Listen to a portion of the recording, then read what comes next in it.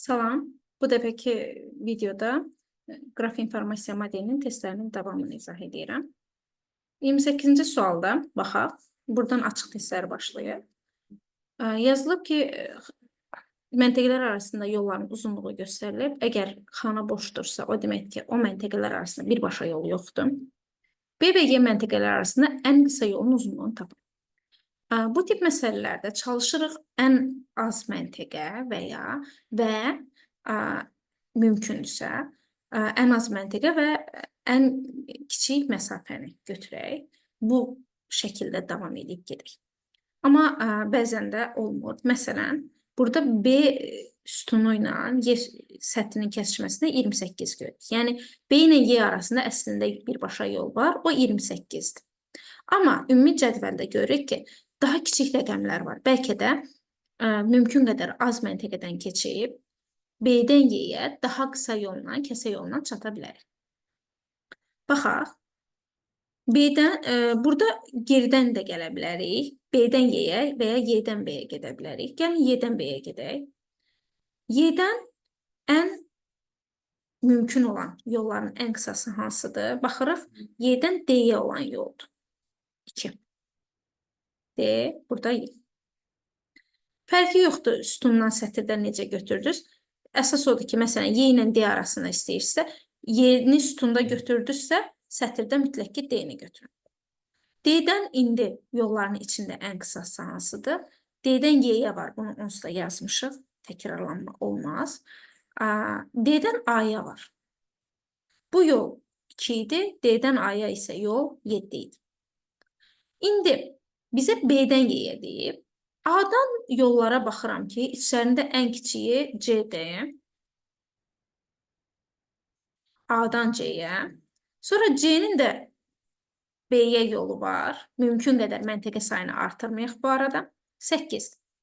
Baxıram ki, bu yol eləyir 8 üstə gəlir 5, 13, 9, 22. Amma bir şeyə diqqət eləmək lazımdır ki, A-dan olan yolların içində baxırıq ki, A ilə B arasında yol var və bu 12-dir. Nə olsun ki, böyük ədəddir. Amma baxıram ki, B-dən C-yə, C-dən A-ya gedərəmsə, bu yol eləyər 13. Deməli, C məntəqəsindən keçmərəm. Birbaşa B-dən A-ya gedərəm. B-dən A-ya 12, A-dan D-yə 7, D-dən Y-yə 2. Cavab eləyər 21. B-dən Y-yə ən qısa yol 21-dir. Silməmişim bunu. Baxaq bura. Bu tip məsələlərdə hər yolla oxla göstərilmiş yalnız istiqamətdə getmək olar. Oxlar biraz çətin görsənir. El şəhərindən C şəhərinə, El şəhərinə C şəhərindən keçərək, yəni mütləq ki, bu şəhərdən keçməliyik. Oxları biraz göstərim, çətin görsənir. Baxaq. A-dan B-yə yalnız bir yol var. A-dan Y-yə də yalnız bir yol var. D-yə 2 yol var. C-yə isə 1 buradan, 1 buradan, 2 də buradan, 4 yol var. Nəyə diqqətli olaq? C şəhərindən keçməlidirsə, bu demək ki, Y-dən birbaşa G-yə yox da, Y-dən D-yə, D-dən C-yə, C-dən G-yə gedə bilər. Yəni, Y, G yolunu ləğv edirəm. D-dən də C-yə, C-dən G-yə gedə bilər. C şəhərindən keçmək üçün. Bu yolda ləğv edirəm. Həmçinin bu yollarda heç biri C şəhərindən keçmədən olan yollardır. Bununla bitmədi. Yuxarıda da bir yol var.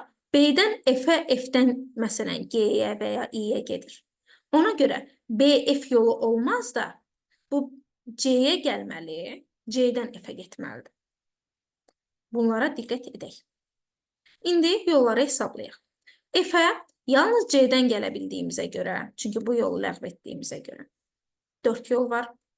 G-yə C-dən və F-dən gələ bildiyimizə görə 8 yol var. I-yə F-dən və G-dən gəldiyimizə görə 12 yol. J'yə də yalnız i-dən gəldiyimizə görə 12, k-ya da həmçinin. Deməli, elə gedən yollar J-dən, i-dən və k-dan gələn yollardır. 3 dənə 12 eləyir 36. 30-cu sual. A və D stansiyalar arasında ən qısa yolun uzunluğu. Baxıram ki, mümkün qədər kiçik rəqəmlər seçim.